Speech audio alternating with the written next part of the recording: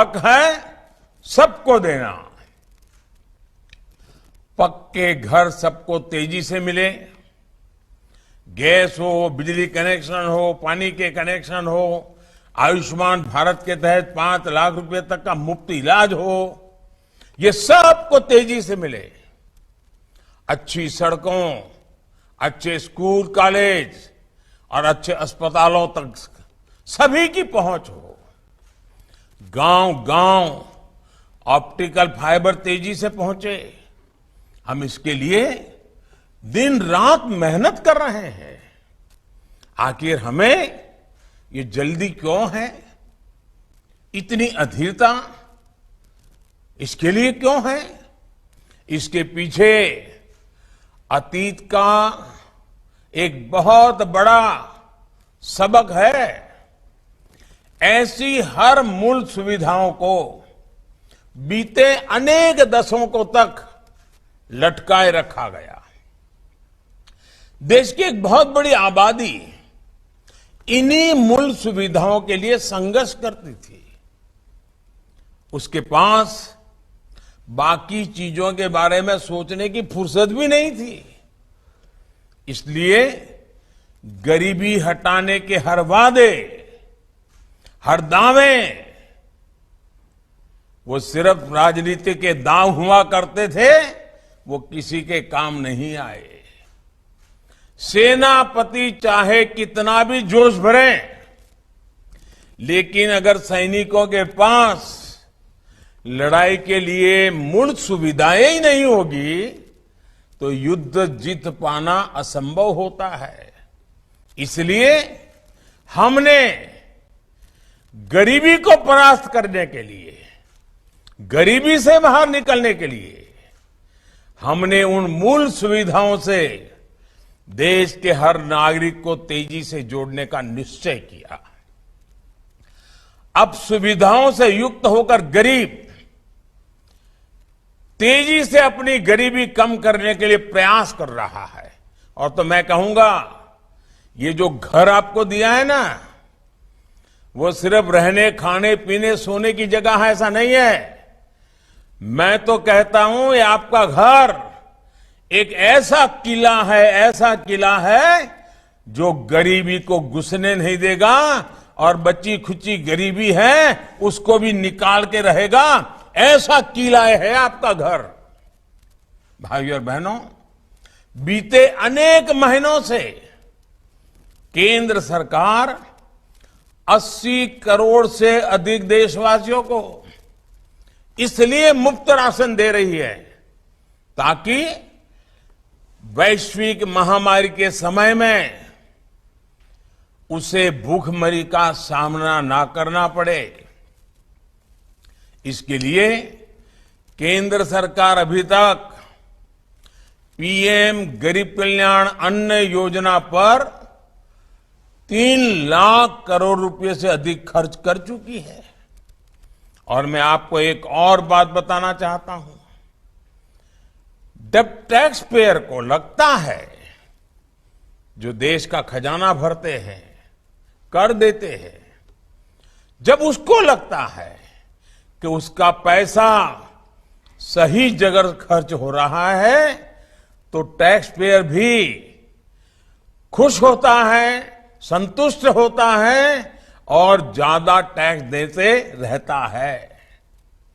आज देश के करोड़ों टैक्स पेयर को ये संतोष है कि कोरोना काल में करोड़ों लोगों का पेट भरने में मदद करके वो कितनी बड़ी सेवा का काम कर रहा है। आज जब मैं 4 लाख घर दे रहा हूं ना, हर टैक्स पेयर सोचता होगा कि चलिए मैं तो दिवाली मना रहा हूं, लेकिन मध्य प्रदेश का मेरा कोई गरीब भाई भी अच्छी दिवाली मना रहा है, उसको पक्का घर मिल रहा है, उसकी बेटी का जीवन सुख बन जाएगा। लेकिन साथियों, वही टैक्स पेयर जब ये देखता है कि उससे वसूले गए रुपयों में मुफ्त की रेवड़ी बांटी जा रही है, तो टैक्स पेयर सबसे ज्यादा दुखी होता है। आज ऐसे अनेकों टैक्स पेयर मुझे खुलकर चिट्ठी लिख रहे हैं। मुझे खुशी है कि देश में एक बड़ा वर्ग देश को रेवड़ी कल्चर से मुक्ति दिलाने के लिए कमर कस रहा है। साथियों, हमारी सरकार का लक्ष्य नागरिकों की आकांक्षाओं को पूरा करने के साथ ही इस बात का भी है कि गरीबों के मध्यम वर्ग के पैसे बचें। आयुष्मान भारत योजना के तहत अभी तक करीब 4 करोड़ गरीब मरीज मुफ्त इलाज ले चुके हैं। इससे इन सभी परिवारों के हजारों करोड़ रुपए बचे हैं जो सरकार ने वहन किए हैं। कोरोना काल में मुफ्त टीकाकरण पर हजारों करोड़ रुपए सरकार ने खर्च किए ताकि गरीब को, मिडिल क्लास को अचानक आई इस गंभीर बीमारी की विपत्ति के कारण जेब से खर्च करना न पड़े, कर्ज करना न पड़े। पहले कोरोना आया, फिर दुनिया में लड़ाई आ गई। इससे दुनिया में से हमें आज महंगी खाद खरीदनी पड़ रही है। यूरिया, जिसके एक बैग की कीमत आज 2000 रुपये से ज्यादा है, उससे हम किसानों को सिर्फ 266 रुपये में उपलब्ध करा रहे हैं। 2000 रुपये की बैग 300 रुपये से भी कम रुपयों में दे देते हैं। किसानों पर बोझ ना पड़े, इसलिए इस वर्ष सरकार 2 लाख करोड़ रुपए से ज्यादा खर्च इसके पीछे कर रही है।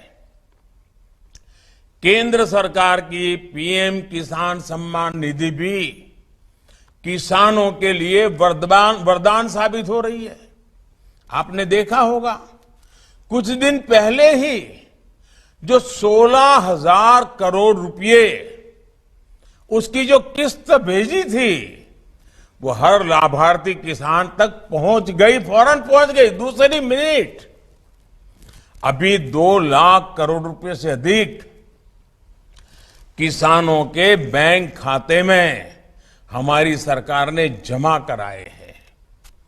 और ये मदद तब पहुंची है जब बुआई का समय होता है, जब खाद के लिए, दवाओं के लिए किसानों को जरूरत होती है। किसान फसल बेचते हैं तो पैसा भी अब सीधे बैंक अकाउंट में आता है। मनरेगा का पैसा भी सीधा बैंक खाते में जाता है। यहां तक कि हमारी गर्भवती माताओं को जब अच्छे खाने की सबसे अधिक जरूरत होती है, तब मातृ वंदना योजना से हजारों रुपए सीधे उन तक पहुंचते हैं।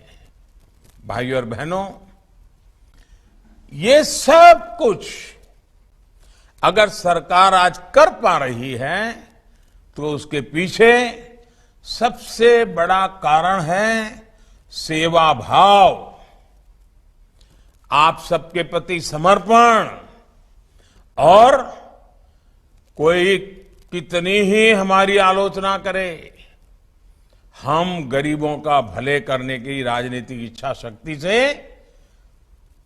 आपके आशीर्वाद से, समर्पण भाव से आगे बढ़ा रहे हैं। इसलिए आज इतने बड़े पैमाने पर टेक्नोलॉजी का उपयोग किया जा रहा है। जो भी नई टेक्नोलॉजी हमारे वैज्ञानिक, हमारे युवा खोजते हैं, उसका उपयोग सामान्य जन का जीवन आसान बनाने में किया जा रहा है। आज देखिए, गांव-गांव में ड्रोन से घरों के सर्वे हो रहे हैं। पहले जो काम पटवारी करते थे, रेवेन्यू डिपार्टमेंट के कर्मचारी करते थे, अब वही काम टेक्नोलॉजी से ड्रोन आकर के कर देता है।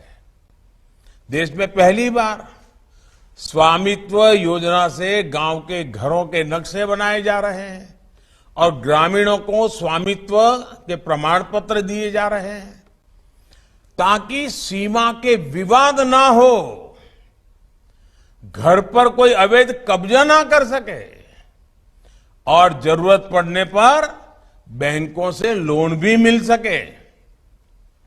इसी प्रकार जब खेती में भी बड़े पैमाने पर ड्रोन के उपयोग पर बल दिया जा रहा है, किसान ड्रोन की सुविधा हो जा रही है। कुछ दिन पहले एक बहुत बड़ा कदम हमने किसानों के लिए उठाया है। देश भर में अभी जो लाखों खाद की दुकानें हैं, उनको प्रधानमंत्री किसान समृद्धि केंद्र के रूप में विकसित किया जा रहा है। अब किसानों को जरूरत का हर सामान एक ही जगह पर इन्हीं किसान केंद्रों पर मिलेगा। अनेक कृषि उपकरण, यहां तक कि भविष्य से ड्रोन भी इन्हीं केंद्रों पर किराए पर उपलब्ध होंगे। यूरिया को लेकर भी बहुत बड़ा कदम उठाया है। अब कौन सी कंपनी की यूरिया लें, कौन सी न लें, इस मुश्किल से किसान को मुक्ति मिल गई है। अब हर खाद भारत नाम से ही मिलेगी। इसमें कीमत भी साफ साफ लिखी है। जितनी कीमत लिखी है उससे ज्यादा किसान को देने की जरूरत नहीं है। मुझे पूरा विश्वास है कि ऐसे प्रयासों से किसान का, गरीब का जीवन आसान होगा।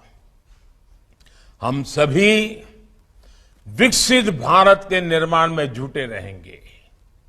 एक बार फिर आप सभी लाभार्थियों को आपके अपने पक्के घर की बधाई देता हूं और मैं कल्पना कर सकता हूं कितनी खुशी है आपको।